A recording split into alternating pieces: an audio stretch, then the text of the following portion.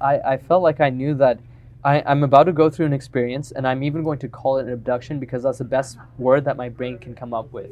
Like these were my this all came to me within half a second or maybe milliseconds, and then I realized that I couldn't even move, and I started freaking out because, like, when you lose full control of your body, your motor cortex, that's never happened to me before. Like while being consciously awake, and suddenly you just can't do anything. That was George Knapp interviewing Deep Prasad at the Laughlin UFO mega conference back in 2020. Courageously relays his experience, this abduction experience, which is similar to what many other people have said about abductions, is that they're paralyzed, they can't move. What's really interesting about this in particular, why I'm bringing this up on my channel, is synchronicities. Okay, so people talk about these crazy synchronicities that they have in life, and they bring it out, these wild coincidences that make them sit up and think. And how could that be possible that we could have some sort of coincidence like that? It's like a glitch in the matrix, deja vu. So I wanted to relay my own synchronicity, or one that I've found related to Deep Prasad. Quite interesting. So stick around for this video. I think you'll enjoy it. Chris Lato, welcome to Lato Files. Thanks to one of my patrons, Miles, for sending me this video of Deep Prasad. What's quite interesting is actually I have been working with a physicist. He's actually a business owner in Spain. I've been working with him the last few months around his own theory. And really his theory was very similar to mine.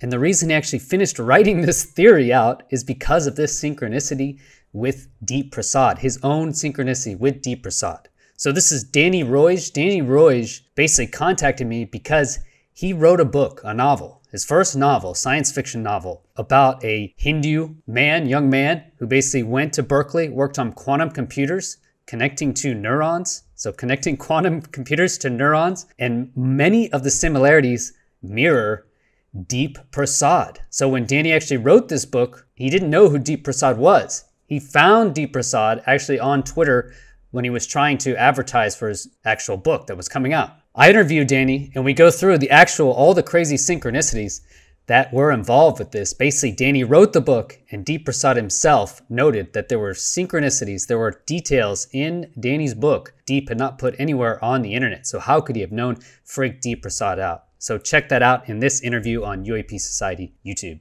So you join the conversation, you expand the boundaries of it, you tell people I'm interested in this, or here's what I think, and then it's like the universe reaches out and grabs you by the throat. Tell me about the experience. Basically, yeah. So I'm working in my room. So I run my own little company, right? And so I try to get all the admin work, all the work I don't like doing out of the way first.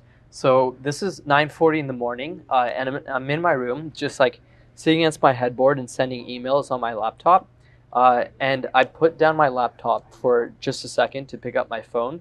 And as soon as I do that, I get this like, it's like I knew exactly what would happen next. That's the weirdest part. One of the weirdest parts about this is that I felt like I knew that I'm about to go through an experience, and I'm even going to call it an abduction because that's the best word that my brain can come up with. Like these were my, this all came to me within half a second or maybe milliseconds. And then I realized that I couldn't even move, and I started freaking out because, like, when you lose full control of your body, your motor cortex, that's never happened to me before, like, while being consciously awake, and suddenly you just can't do anything. It was terrifying. I thought that I ran through a bunch of emotions. So, like, my mind was, like, running very quickly. I'm like, is this a seizure? Nope, doesn't look like it. I can still, like, move my eyes and stuff. I'm not convoluting or anything or convulsing. Am I dying? And so I scanned the room just with my eyes for like I did about 2 scans, and then by the time I get to my 3rd scan, I see this shimmering object. It's like it's a white outline with like these big black eyes. And initially, like I thought like this can't be real. Like I can't. I must be making this up, right? Like I must be hallucinating this. Suddenly, it became completely solid, completely materialized. And I see this being. It's about 3 to 4 feet tall. Its head is massive. Like probably the head alone was about a foot. Very like robotic looking. The whole thing that it was wearing was like one uniform snow white spacesuit. Like it was very pure white with like this golden insignia in the middle that was constantly changing colors. Sorry, not changing colors, changing symbols. Um, and so that was weird in itself. And suddenly, two other beings materialized the same exact way right next to it. And initially, when I saw that, I wasn't even that scared. I was more scared that I couldn't move. Right, like that was freakier. And I figured, all right, if I look away, these things are gonna be gone. Like I'm dreaming this or something. And I looked around and I like looked back, and now they're just walking around my room like own the room. And I was terrified. I was like terrified and fascinated because I was like, holy crap, these things are real. Like these stories I've read, they're people might not have been lying. That was one of the most profound realizations I had. I was like, now I'm one of them too. This is now I see what they see. Like now I see why this drives people, right? From what I understand is this is a tweet, so November 29, 2019, where he talks about, is this the first one, I guess? Yes. This is when he made it public for the first time. He was about kind of his experience, reluctant. right? So he had three. He says it here. I had the most absurd, world-changing experience of my life. It happened in broad daylight at 9:40 in the morning in my home. More specific details will be there another time. Simply put, I was paralyzed against my will, could not move, and saw three entities that had no chill. I don't know what that means. Could I be crazy? Sure. Do I think I am? Obviously not.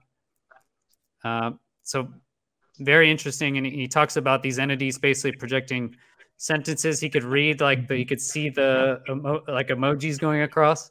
But in the three words he saw was DNA. That was the only ones that were in English. So I guess, was this scene, how close is it to the scene in your book that you wrote in 2017? Okay, the scene is quite similar, but I would say that is not very impressive because I mean this is a typical abduction scenario where you are in the bed, paralyzed. I mean, yes, I put that in my novel, but I guess it's not from my creativity or anything because I've been 1,000 movies or books about that the same scenario. So I guess that's not the most impressive thing I would say, but definitely it's a guy that is paralyzed in his bed, and Yes. at the end of the bed there is a standing a creature or an alien or whatever, and I also transmit him directly to his mind some messages. Okay, so in this way it's the same. There is no Egyptian symbols. There is no DNA. I must say, but the scenario, the most impressive thing are others, I would say. Yeah, so can you just go through for the audience and just list through what are the synchronicities? So can you just explain through, why you contacted Deep Prasad? Just go through the story, as briefly as you can, but the important details. So the thing is, first of all, what in my book, the main character it's a physicist, young physicist that lives in US, but is from Hindu origin. All right, so this guy is Hindu and is a physicist or at least is a mechanical engineer, but I think it's physicist or studies physics. But one of the important things is that in my novel, what I wanted to make real clear is that someone with a scientific mentality, skeptical, totally skeptical, that never been interested in UFO, sorry, has this experience and absolutely totally changed his mind. And that's what Deep Prasad tried to express in their Twitter, and actually you can see it in their account, the Twitter account, that he really was transformed by that experience from a guy who was pure scientifically, who was actually a CEO of quantum computing company, I think, in that moment. Actually, he make it clear that his investors didn't wanted to. Kind of recommend him not to disclose this because it could affect the company, but he did it anyway. So this is the first thing. He's a Hindu guy, actually named Deep. The word Deep, even in English, appears in my novel because it's the project he is working on has this word. in English in my novel that is written in Spanish. Yeah, the name of the project was Deep, right? So the guy, Yeah. the main character was not, his name Yes. was not Deep, but he No, was of his Hindu name is not background. Deep. It's Ramith, actually. Ramith. But he's Hindu. And another important thing is that quantum computers is also the main part of the research of my main character, like him. Okay, Yeah, can you so more explain things. that basically about Berkeley?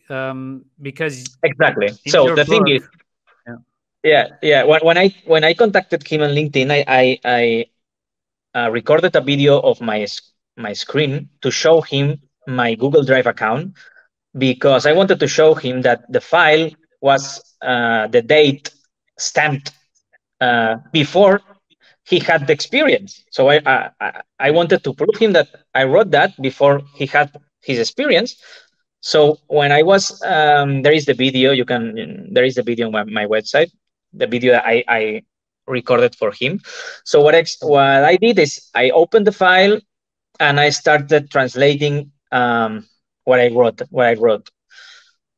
And I said, okay, man, as you can see, the coincidences are not absolute, because my main character works in Berkeley University and works connecting a quantum computer to a brain, a human brain, but your work is not that. You work building quantum computers and you are from Toronto.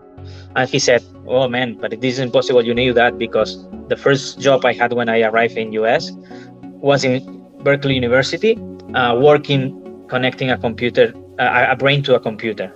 That was, he told me by LinkedIn. In real time, we were having this conversation. I was, okay, man, that's more even crazy.